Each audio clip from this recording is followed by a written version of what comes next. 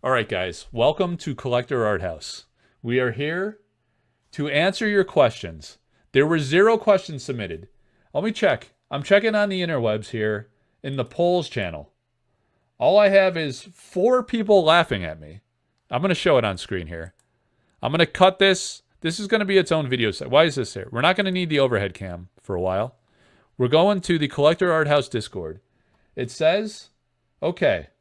So I did a call in the Collector Art House Discord. You go to the announcements channel, and there's me looking like a goofball with a bunch of paintings. It's beside the point, though. It says, here's a reminder tonight. Also, drop your questions in the comments in this post at Sorcery Contested Realm Community Group. That's the Facebook group that I was talking about. Maybe I wasn't clear enough. Maybe that's on me. And I will select some to answer. If you're only in Discord, you can drop your questions into the polls channel. And then I linked it. I made it real easy.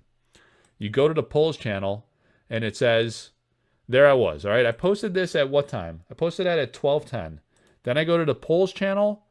I gave you guys a decent amount of time, about 2 hours. At 2:46 p.m., about 2.5 hours later, I say, okay, I tallied everything up, and I am teaching. What I meant to say was tracking, but it's a T word, so it's close enough.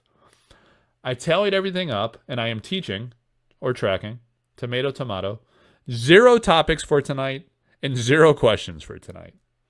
The Art House thanks you for your service. The trajectory of my popularity reads like an Elon survey at a Tesla factory protest. So I got laughed at by four guys. I just got slapped in the face with an eggplant, and I got no questions to answer. So I better pull this down before you guys get even spicier. There I am. All right, so we're here for the Collector Art House Q&A. You Q and I A. Otherwise, I'm just going to A my own stuff. All right, Noble says, Mike, I got to get this up on the screen. You're distracting me now. Now people are dropping things into the poll. All right, Noble says, Mike, are you involved in SorceryCon 2025? Yes.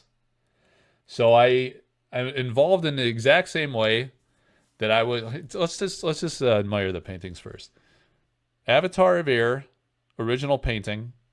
Keith Era Mechanism original. Ring of Morrigan.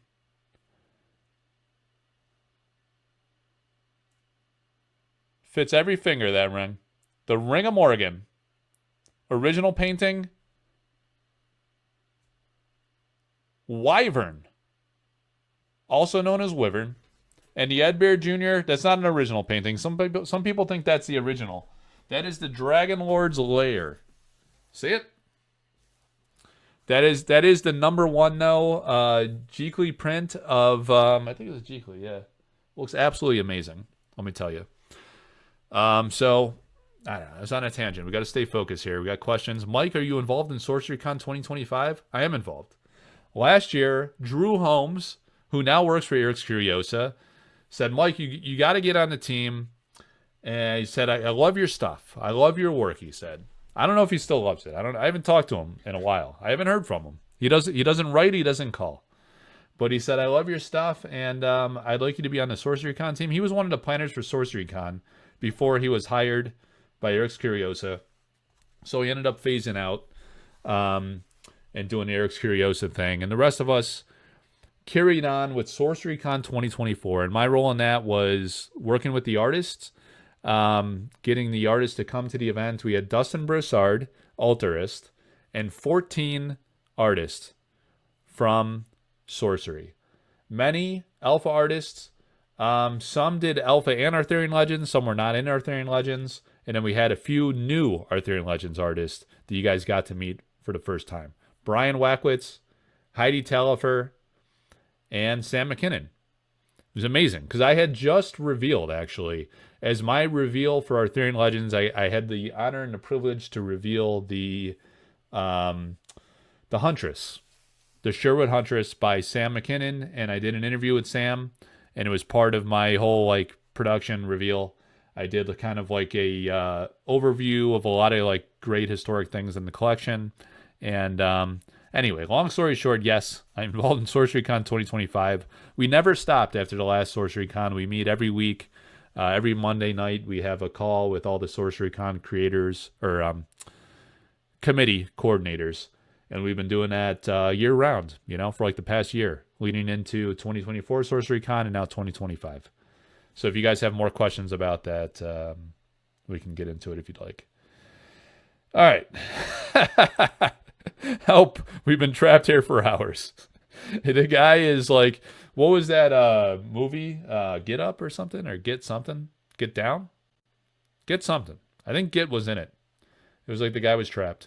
Ed Guy fanboy. You could leave anytime, but I'd prefer you stay. This is recorded live, but we're going to splice this into a separate video so you don't have to watch the horrific Alpha and Arthurian Legends break that we just did. It was a rough one. But we only got through half a case, and I always pull a Philo Stone in every case. So in the next 3 boxes, we'll have one for sure. All right. Let me see this. Let me see. My question, I can't even, some of these I can't even put on the screen. What's your thoughts on the current state of the game? Too broad. Too broad. You got to get more specific. I'm happy to talk about it, but I don't want to talk for like an hour per question. I very well could do that. I'm a bit of a talker. All right. Let me see. Wait a minute. Dangles. You almost got me there. Some of this stuff I can't even get. Oh, get out. Get out. That is it, Del. Thank you. You guys are completely unhelpful. Some people are just trying to flex. I'm going to start answering this open-ended question if you guys don't hit me with a good question. All right, what are your thoughts on the current state of the game? Just clarify what you mean there. What is my overarching thoughts? That's kind of like the theme of the whole video. So if I just like open-ended answer that, that's like only the A and not enough of the Q. You guys are asking a bunch of meme questions. Ivan, this isn't helpful, man. He's just trying to flex. He's trying to get a free flex in. All right, what's your thoughts on the current state of the game? Well, I think it's definitely mixed. I mean, I've always said from a creative perspective, the game is second to none.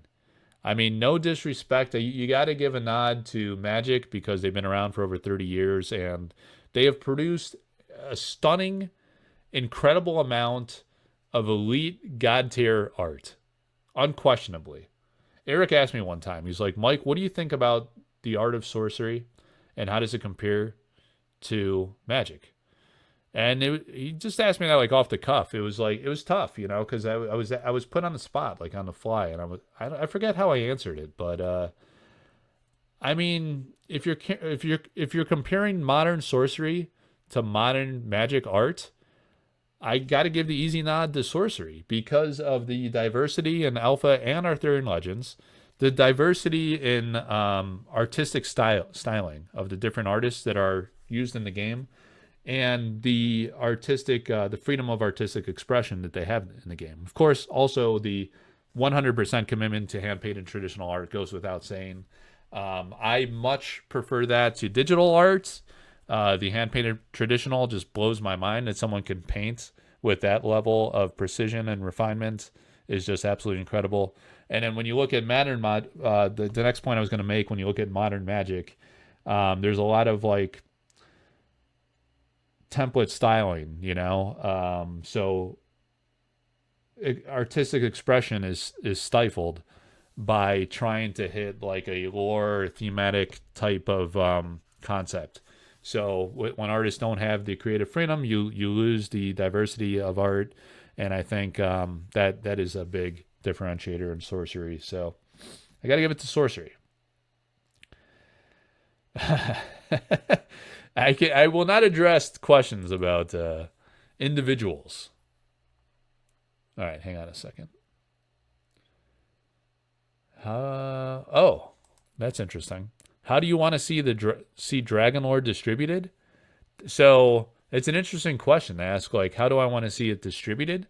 Do you mean like Who do I want to see selling it? I think it's going to be distributed through standard distribution, through presumably Peach State and Southern Hobby in the U.S. And then who knows in Europe? I mean, you know, it was interesting. Alliance went bankrupt. I don't know if people realize that. That was very problematic.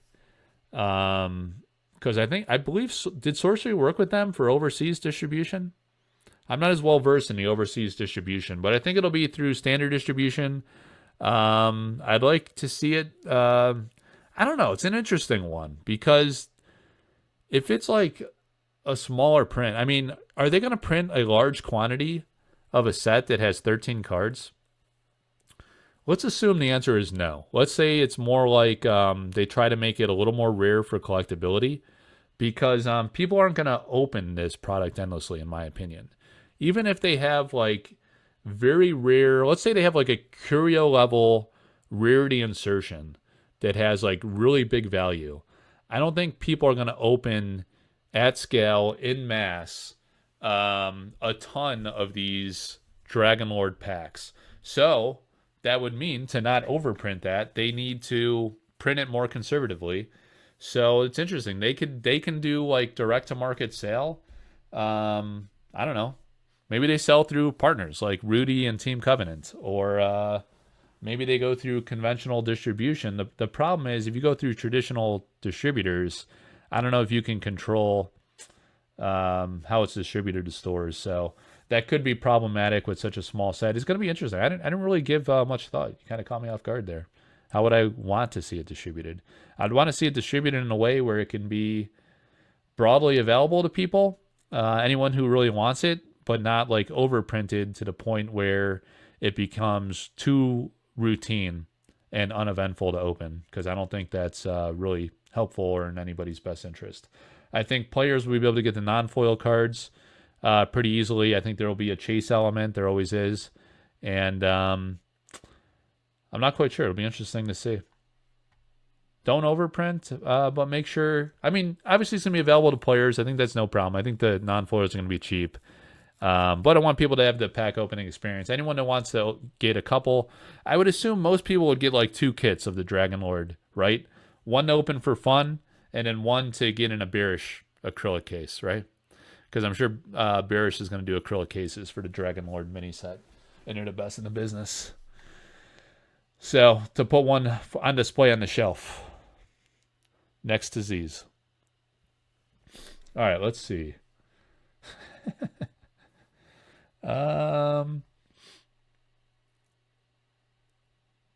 Will they have foils and curios in Dragon Lord? I think absolutely. I mean, every set so far has had a foil variant of every single card. So I think at minimum we're going to have, if it's 13 cards, I think it's still 13. I don't know if they said it's more than that. I think they've always consistently said 13 to my knowledge. I assume there's going to be 13 foil variants. And I would also assume there will be a range of rarities: ordinary, exceptional, elite, unique. Who knows? Maybe, I guess you couldn't have like a specialized rarity because you want it to be playable with the core sets. So I think there will be a foil variant of each, and I think some of them are going to be very hard to get. Maybe the unique foils will have very extreme rarity. That would be my guess. Would they have a curio? If they did, I think it would have to be something from Ed's Dragon Lord concept, and I don't think they used all of his work from his Dragon Lord lore in the set. I think Ed has said that on record, whether he has or he hasn't. And I know Ed pretty well, and I think he's done a lot of art for this Dragon Lord story.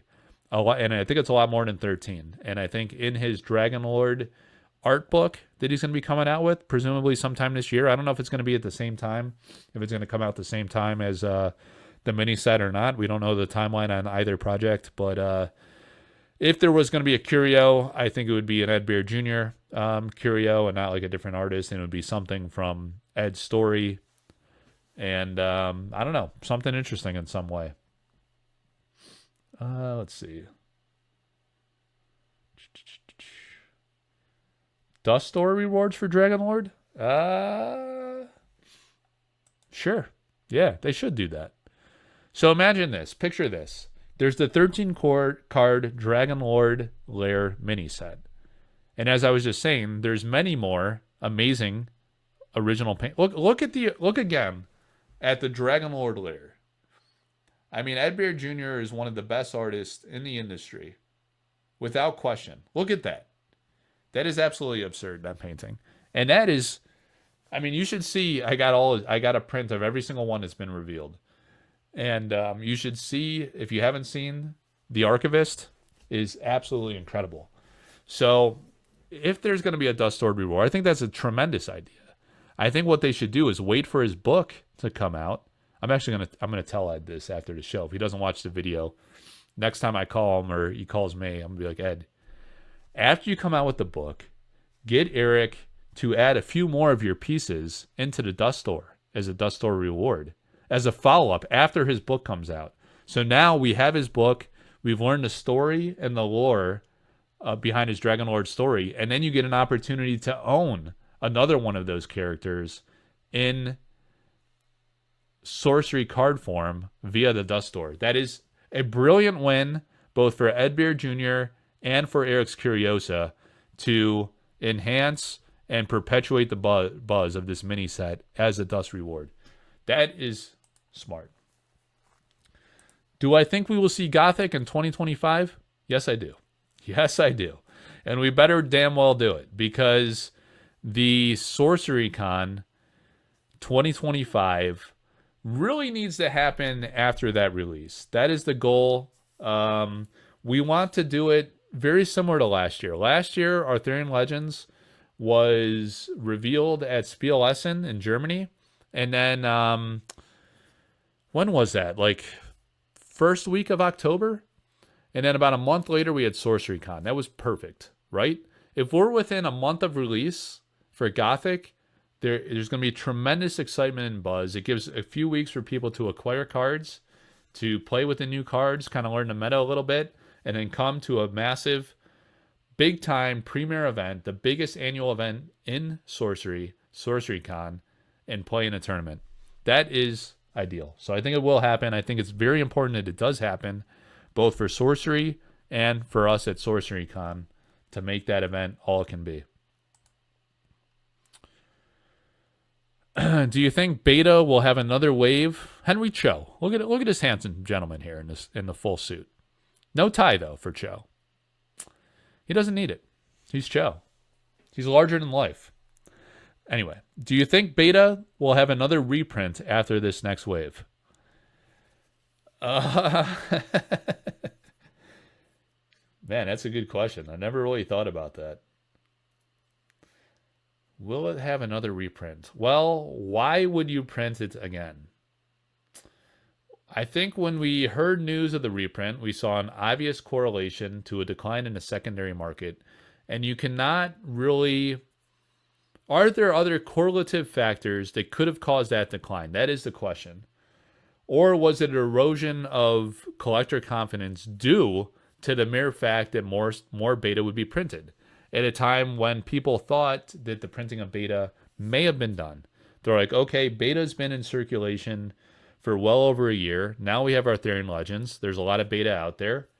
It was affordable for the longest time, right around MSRP. It was a very stable price product. For the longest time, you could only get it through Team Covenant at MSRP. So it had very, very stable price data. There weren't other stores trying to race to the bottom and compete to try to fire sell it. So I think some people thought when Arthurian Legends came out, they said there's been a lot of beta in circulation. Prices of the sealed product is stable, and prices of the non-foils were actually very accessible, very affordable. So why would you print more? So the company came out and they said we were going to print a small amount. And that's key, because they said that before, but then the first reprint of beta, they also used similar type language, and there turned out to be a lot of product strangely sent to Singapore. So Singapore got the product, and obviously the market more or less rejected. I think it's fair to say that the market rejected in Singapore because there was a very large amount sent back to the United States.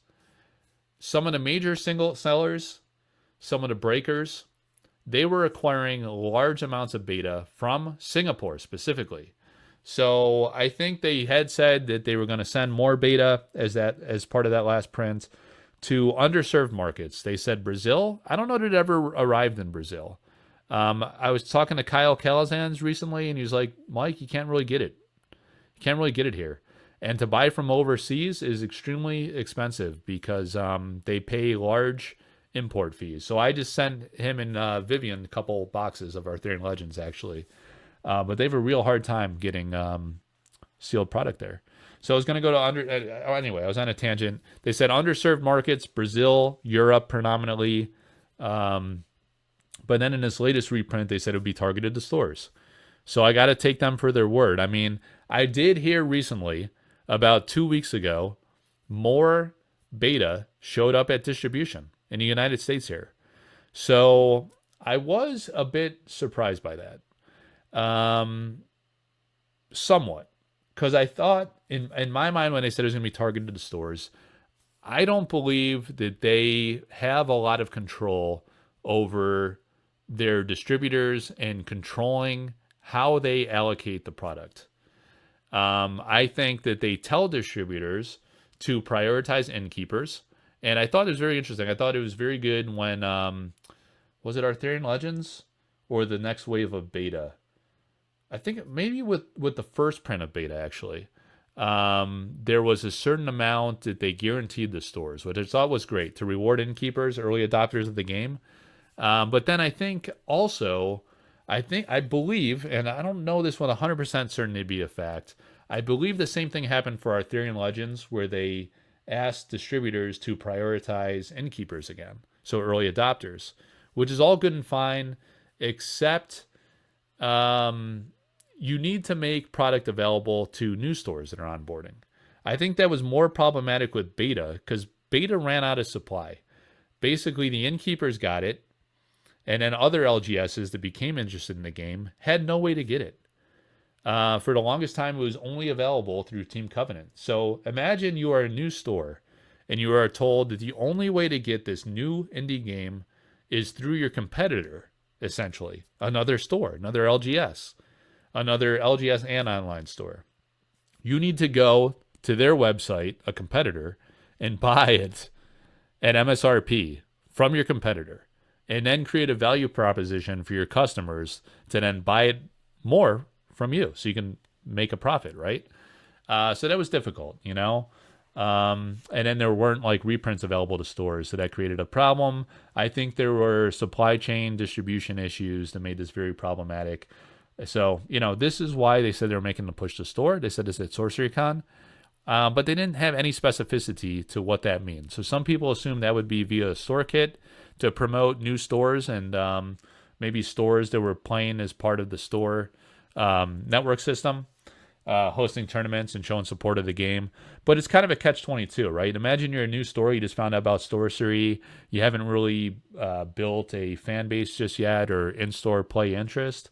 So to suddenly host events and learn the plays, there might not be a lot of stores interested in doing that, really. You got to have readily available product and really start to grow a market, or have people coming into your store asking for the product and ready to play and wanting to play in your store, really to drum up interest, I think. So will they print again after this reprint? I don't know. I think they're going to try it. I think they're going to see how effective it is in actually reaching new stores and seeing if it actually does propel growth of new stores, which I believe is their objective. And then I think, generally speaking, that's my sense for the company. I think they have an overarching general ethos and like loose roadmap and strategic plan, but I think they also very much play things by ear and learn as they go and kind of react to how the market responds to their product. And maybe that is the right approach. I mean, I'm not saying that's a negative necessarily. I'm saying maybe when you release once a year, and you're a new game, feeling out the demand for your product, maybe that's what you have to do. I think they thought that the Dust Store was going to be a vehicle to really gauge the demand for their product, and I would guess it's not that effective because of the availability of product, the supply chain disruption, the kind of dysfunction of people having access to product and really. I mean, honestly, as new people come into the game, I don't think they know what the dust store is. I would be surprised if they do, unless they're in the social media communities. I never hear people talking about dust store cards anymore. It's been quite a while until there was a refresh, since there was a refresh of the dust store. I think they really need to refresh it so people talk about it, and so new adopters actually know it exists, know what to do with the barcode at the bottom of the boxes, and turn it in so the company can get that data. That is the core value proposition of the dust store. Make no mistake. It's so the company can get the data on where these boxes are landing, who is redeeming them, and do some mathematical analysis there and really gauge demand for their product in different markets. All right. So maybe not, Joe. I think they're going to see what happens and respond. All right. Any leaks on new artists in Gothic? No, there haven't been any. Well, there was the website leak where someone got into the backbone of the website, and I don't have that list readily available. If you guys remind me later, I'll have to go look at that. But there were some artists listed there, like in the card catalog. I think probably their web designer might have made a mistake or something. Someone found that in the code behind the website. But some of those artists were not in Arthurian Legends. I think some were and some were not. Because I want to say Seb McKinnon was on there, and this was before Arthurian Legends came out. So Seb came in. He had the one card. We didn't know about Sam McKinnon. That was a surprise to people. But other than that, they had the new artist Pedro come in, and that's it. They only spoiled one, and there haven't been any leaks to my knowledge. I think the playtesters might know. One thing I was kind of disappointed in is I was hearing like playtesters were buying paintings like well before any of the cards were spoiled, and that's just dirty, man. I mean, I'm sure it wasn't all of them. I think like a few kind of like acted on inside information, but it's a violation of like NDA and like special access to data. You got to play with like these like cards, these like handwritten sketch art cards that, fake art, placeholder art.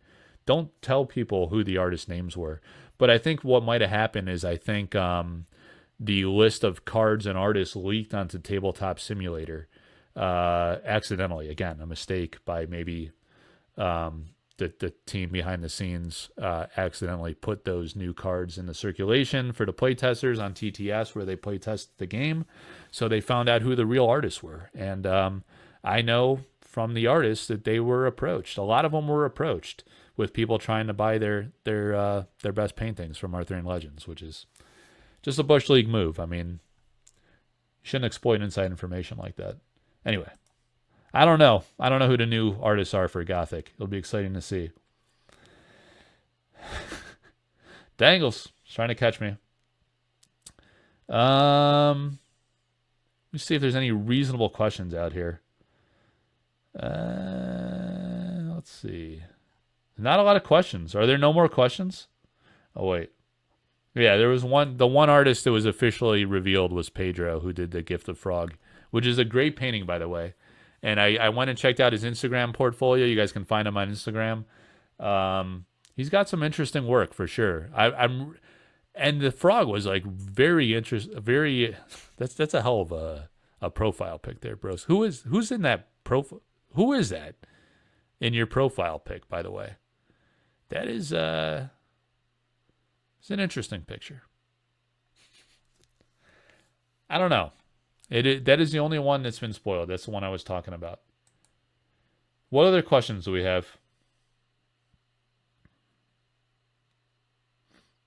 Interesting. Who is the best artist to work with and who has been the most complicated? You mean in terms of like artists that I work with? I mean, they're all like incredible people, man. Really, honestly. I have like a amazing relationship with so many artists in Sorcery and the altruists I work with. No one is difficult to work with at all, honestly. Because, like, here's the thing. Like, with these artist proofs, here's the thing I want to clarify, actually. Thank you, Ivan, for asking this question. Because it made me think of some people, like, about a year or two ago were giving me a lot of grief, let's say. We'll keep it PC. They were giving me grief about, hey, Mike, you are creating a wall between us and the artists in commissioning them, right? They wanted to commission the artists. And so I had to clarify, and like, it's a good opportunity to say this now that my channel is larger and a lot of people might hear it if people watch this back. I have never told any artist that you should or should not do commissioned work. Some work with me to auction their altars and or artist proofs. Some do both, actually, like Marta Molina does both altars and artist proofs, and same with Kyle Calazans. Some have, like, so I said, if people want to commission you, great, you should jump on that. You know, you have the auctions as a frame of reference on the valuation of your work, and commissions are just more opportunity to get more work. So some do that, and some welcome commissions, and they have fun doing that. A lot of artists do a lot of commissions. Some artists do not want to take commissions whatsoever, and it's not because I steered them in any direction. Again, I totally embrace whatever an artist wants to do. My objective is really just to showcase the work of artists, try to create value for their work and awareness for their work through my platforms.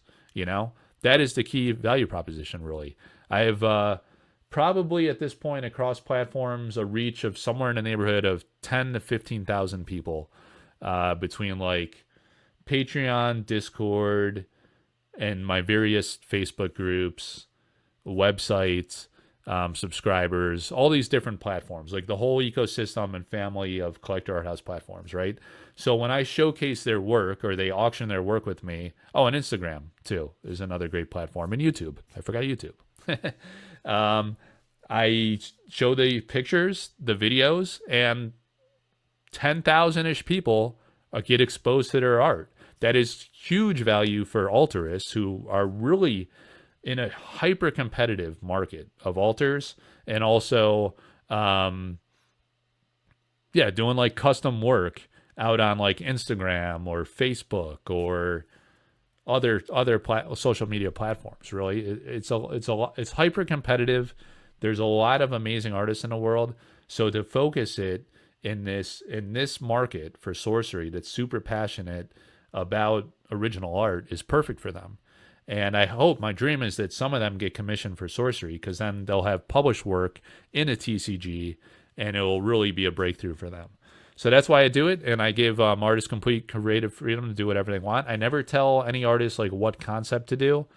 Sometimes with like the altarists, we'll talk about that a bit and be like, or with even the artist, like I think early on with some of the artists, I kind of gave them idea of like what kind of, like stylistically, what kind of things people in the TCG realm resonate with, because a lot of them have never done a TCG before. A lot of the sorcery artists, which is another thing that makes sorcery really great. They're getting artists from all walks of life, heavy metal album art, cover artists, traditional artists like Severin, who does all kinds of projects. She's huge.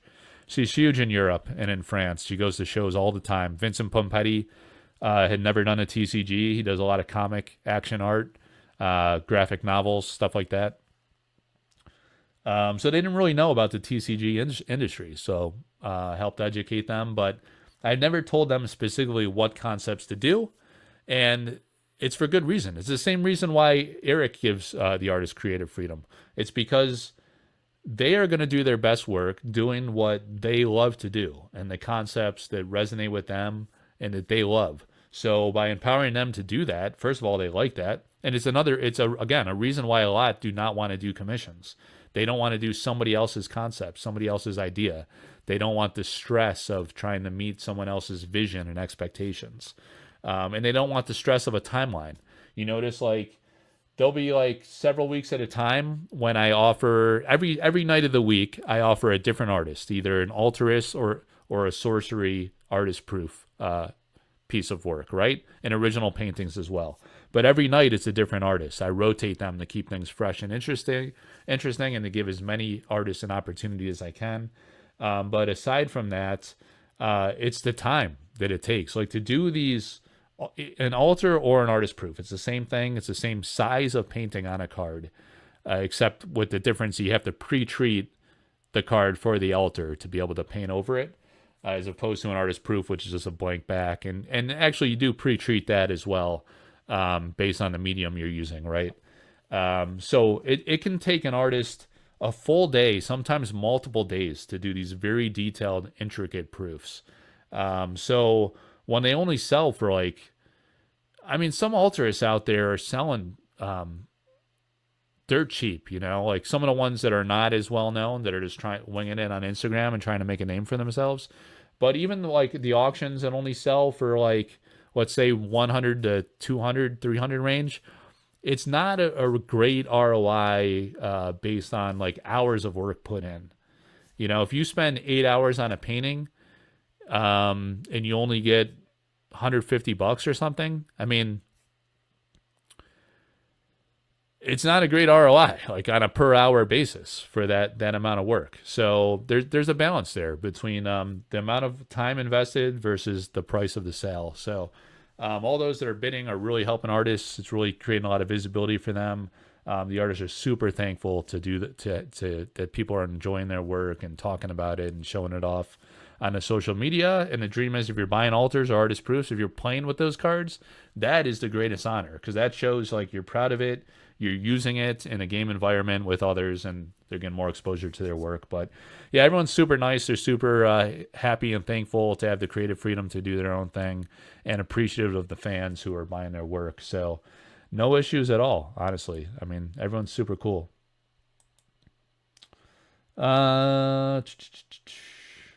Any other questions, guys? It's at the time of this filming, it is 1 a.m. Eastern on the East Coast.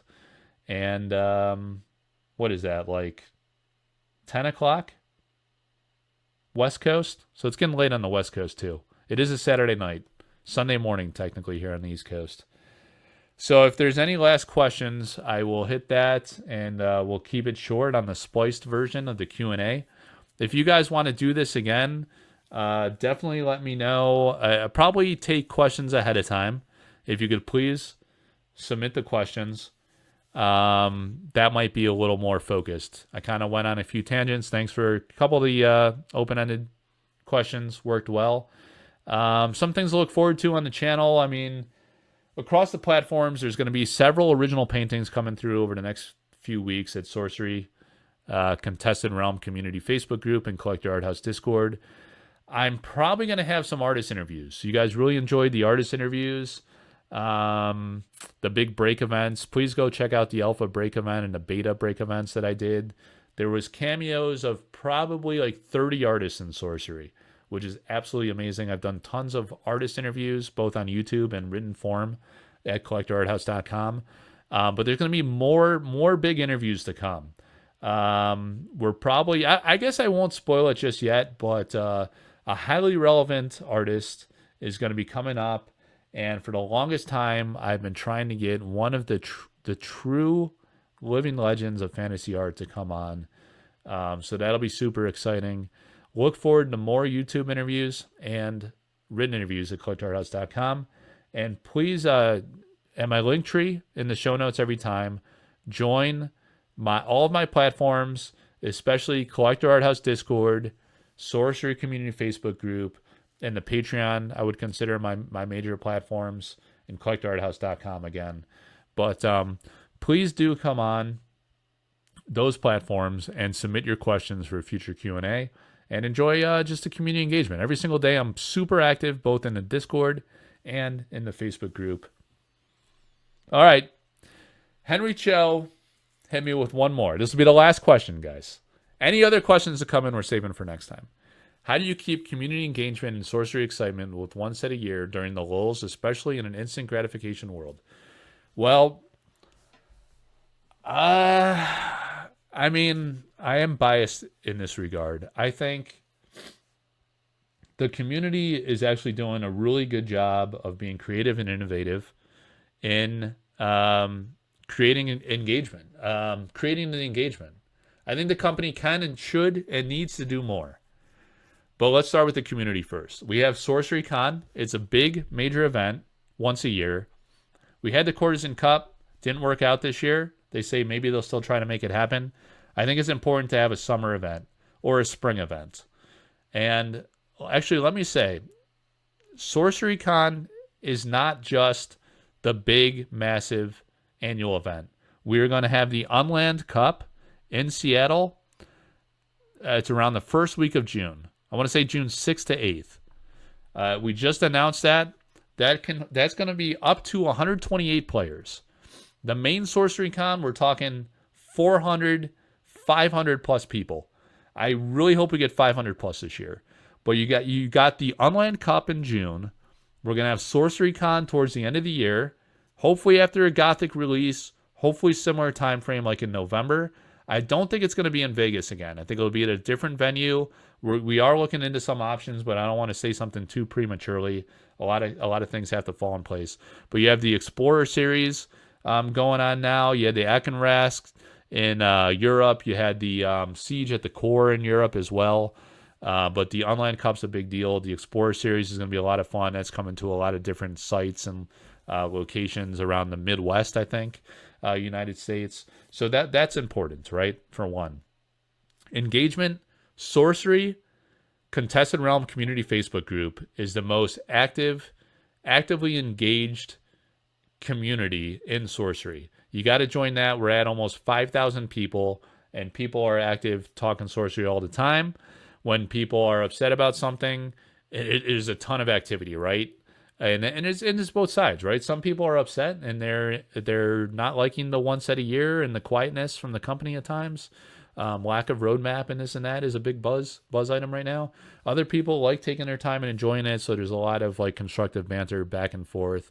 It really is very respectful too. I got to say, with 5,000 people, things can really get petty and unravel quickly, but you don't see a lot of that in the community group. So thank you guys all very much for keeping it generally PC and respectful and being open-minded to different viewpoints. That's important in a small game like this. It's small.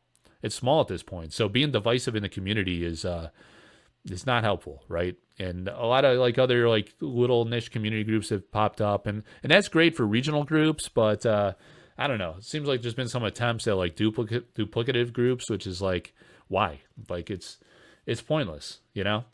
It just creates division and like cliquish behavior. But so you have the tournaments, you have the social media groups, find your favorite community group or Discord, like-minded people, or just join a bunch of them, pop into them and here's some diversity of perspective. That's good. Diversity is good in all walks of life, Listening to other viewpoints that are not your own is the only way you're going to learn something. And understand pros and cons, risks, and opportunities. How else, from a company perspective, is probably maybe part of the heart of what you're getting at. I think the company really needs to get very active in the first half of the year. You cannot release a set in, let's say their cycle is October, November. And we'll call that fall/winter. You cannot release a set in fall/winter and then do almost nothing for an entire quarter. Just be quiet, right? Make a bunch of announcements towards the end of the year, release a set, everyone's super excited for a couple months, and then you just go quiet for the first 3 months of the calendar year? No. You cannot do that. You cannot do that year after year. So what can they do? I'm not saying that they need to like reveal everything and be like mega transparent. I mean, every company is measured, right? There's over communicating and there's under communicating. But to sustain interest, sustain confidence in the project, in the team, the vision of the team, the desire, the ambition, the commitment of the team, they need to be visible. And I think, you have some aspects of the team that are visible, kind of just chatting casually in Discord and stuff. That's not what I'm talking about. That doesn't grow the game. That doesn't like sustain interest and retain people at scale. I said this Thursday night. Go check out my live with Philosopher Cards on the Collector House YouTube channel, but it was this past Thursday night. So it would have been the last live previous to this recording. And I talked about the most important critical thing they can do is get Eric Olofsson, the creator of this game, back on camera. Doesn't have to be live. Doesn't have to be a community interview. It could be. It should be at times to help content creators. But do a recorded video with Eric, 5-10 minutes, not a big commitment on his time, and get that out there. Once a month, I would say, would be ideal. And I don't think it's a lot to ask. Maybe it's too busy. Once a month is challenging. Do it at least quarterly. At least. But monthly, hearing from the creator, I don't think is a high bar. If he sets a goal 12 times per year, at minimum, either you do recorded content with Chase, Drew, whoever does that stuff, get a video out there, even if it's 10 or 15 minutes. Doesn't have to be an announcement of any kind. In fact, most times it should not be, and it will not be, because they don't have a product pacing cycle that fast. But he needs to be the one on camera, not always Simon, not always the other guys, right? Eric, the visionary of the project, the creator, the engine that creates the amazing art, the amazing gameplay. Sure, maybe have some of the other designers on. That's fun for the players especially. They really like to hear about design talk and, where they're going with game design. But you need to hear from the visionary himself, the creator of the project. Every major corporation, and I understand this is a startup company, even startups, right? Their creator is the face of the company. Right now, Eric is not even the face of the company at all. It's Simon, and it's some of the other guys at times. It's mostly Simon, and it's also some of the other guys. But the major inspiration of this project, the heart and soul of the project, is the creative. It is the art, and it is the gameplay. And so it needs to be Eric, the creator, talking to the community. Not in person necessarily. I understand it might not be the most comfortable thing for him to do. Doesn't have to be live. Doesn't have to be an interview. It can be a recorded, controlled dialogue with another team member at Eric's Curios that he's comfortable with, but it needs to be him. Getting out there, reminding people why we love this game, why we have confidence in this game. It's because it's a world-class, one-of-a-kind, massive, massive art project, right? Profoundly important. At a time when everything is going digital, AI is sweeping in, it gets faster, cheaper, more convenient to do digital, to do AI art. People are selling freaking AI art playmats. Why? Don't do that. Don't do that. That is so off-brand. No one else is 100% fully committed to hand-painted traditional art. Only Sorcery is. Lean into it. Eric is the engine for that. He's the only person. They don't have another art director. So it's got to be him. I don't think they sell the art enough in this game. Thankfully, some people are super passionate about it and do that. And I think the altars and the artist proofs are a way to keep the community engaged because they get to see new art from their favorite artist every single day of the week in a Sorcery community Facebook group, in the Collector Art House Discord. Every single day of the week. Year-round. All day, all night. One piece of new art every single day. That's amazing. That is amazing. No other game does that. Who else does that? It's very rare. And I think that's exciting, right? For people that are into the game because of the art aspect. Or just love the artists. We met 14 of the official artists of Sorcery at SorceryCon. We met more at Courtesan Cup last year. There's been Magic old school guys bringing artists out. Sorcery artists. Brian Smith has gone to a bunch of events. Truett Parrish. Lindsay Crummett. Drew Tucker. Jeff Menges. Those guys go everywhere. Alan Pollock's been to a bunch of stuff. You got to hear from the creator. He is the one that's going to attract people. When they get interested in a game, when they want to collect something, when they want to invest in something, you want to hear from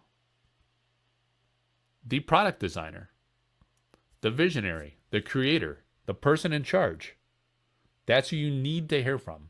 As new people are coming and getting introduced to this game, they need to find recent commentary from the creator. You don't want to go and find he's been doing who knows what for 3 months. I mean, we haven't heard from him since we had SorceryCon, and I think we had Siege of the Core. Maybe. They did I think it was Siege of the Core did an interview with him, which is very interesting, right? But it's too long. They did an end of year recap where he said like 3 words. Said almost nothing.